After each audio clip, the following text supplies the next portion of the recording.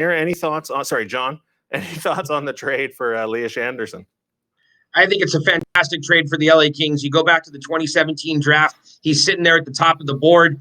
If he would have slid down, there's a possibility that he might have been the pick for the LA Kings instead of Gabe Vilardi. So you end up with two guys now inside the top 15 from that draft class. As you were saying there, Jesse, things didn't work out in New York, and that's okay. Sometimes things don't work out with a particular organization. And I had a scout tell me earlier today, maybe it's similar to the situation with Eric Chernak here in Los Angeles, where he was able to move on to Tampa Bay and he's having a pretty fine career. I do like the fact that, his father is a scout with the LA Kings as well. So that means that they know all the insides. They know the real details. Forget about whatever's going to come out publicly. They know where the rub might have been there. And the Kings obviously felt comfortable to spend a second-round pick that they really had coveted in this year's draft, to spend that draft capital to go out and get this player who's still just 21 years old. I think it's a fantastic trade for the LA Kings. It's a home run deal, and it fits the curve in terms of where you are on the age side. They're adding a player who's a little bit further along developmental-wise than if they were to have taken somebody with that draft pick. Love the deal.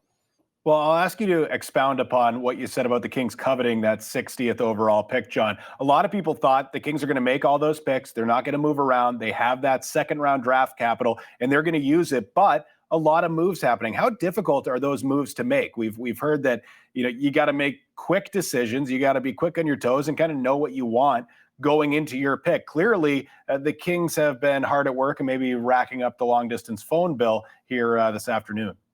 Well, I probably have used up 2 or 3 batteries on my cell phone here over the last 48 hours, just trying to understand what the Kings were up to, what was available out there. And in talking to a number of sources, they just kept repeating the same thing over and over. It was really difficult to make moves. From what I understand, the Kings were trying to move up into the latter half of the first round last year, call it somewhere between picks 25 and 30. That would have cost them all 3 of their second-round draft picks. Just way too much of a price, at least from the Kings' perspective, to make those type of moves.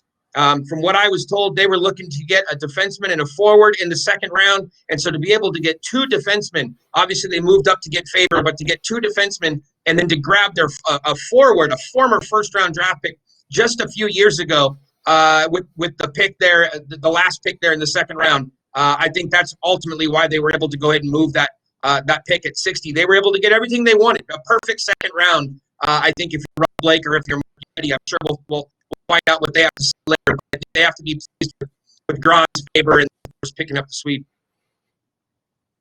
Well, I want to ask you as well, John, about I was following your Twitter yesterday. You had a list of maybe it was 5 or 6 players. You said if they're available at a certain place in the first round, I think the Kings would be motivated to move up and maybe try to snag one of those. That obviously wasn't the case. You're saying they had a perfect second round. I imagine maybe they saw what was on the board here in the second round and said, we don't need to necessarily move up and get another first round pick here. Of course, that was yesterday. Well, look, they from what I was able to gather, they loved Gooley, the kid who went early in the first round. There was another defenseman who also went. And again, it comes back to what's the trade-off. You look at what the Kings have been able to do in the second round. Guys like Cale Clegg, Akil Thomas, Jared Anderson-Dolan, Tyler Toffoli. Are these kids that you want to trade? Are that caliber of player? Do you want to move not 1, but 2, maybe 3 of those players just in order to move into the first round to grab a defenseman? No, they thought that they would be somebody sitting there at 35. And sure enough, that player was sitting there at 35 in terms of a defenseman. He's one of the 4 or 5 players, like you mentioned, that we thought that they would be looking to get at 35. In hindsight, would they have traded 35, 45, and the 60 pick? So would they have traded the forward plus Faber plus Grans just to move up to grab somebody there in the late first round? No, even in hindsight, it wouldn't have been worth it. So like I said, I'm sure that Mark Yannetti and Rob Blake are pretty happy with the haul that they were able to get today.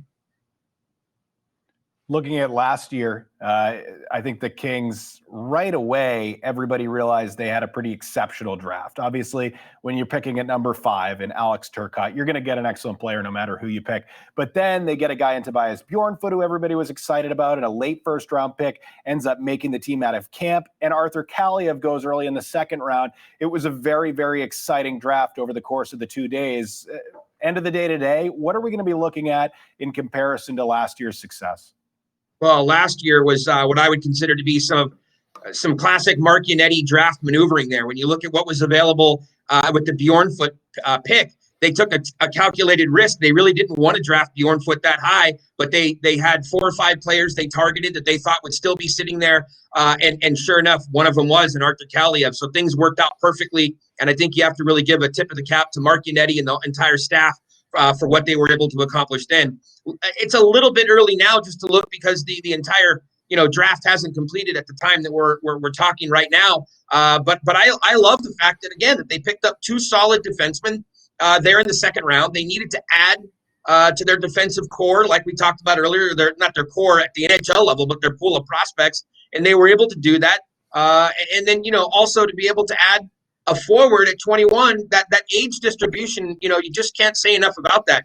When you look at all these players, you don't want everybody kind of coming due at the same time. You want an opportunity to work in some of those players. It's one of the reasons why it was so important to get Mikey Anderson even though it was limited, to give him some NHL experience last season. One of the reasons why you wanted Gabe Vilardi in the lineup last year. You want those kids developing this year because coming up right behind them, you have Alex Turcotte. You have Madden, who's probably a couple years away, but you have Akil Thomas, who could see some NHL action even in the second half of this season. You have Cale Clegg, who's going to be working into the lineup. So age distribution is important, and the Kings were able to address both of those needs right now, age distribution and then also their defensive strength. Well, we'll talk more about how these players might factor into the Kings lineup, whether it be this season, the next season, or even the season after that, as we move along here today. John, we'll bring you back in a bit. Coming up next,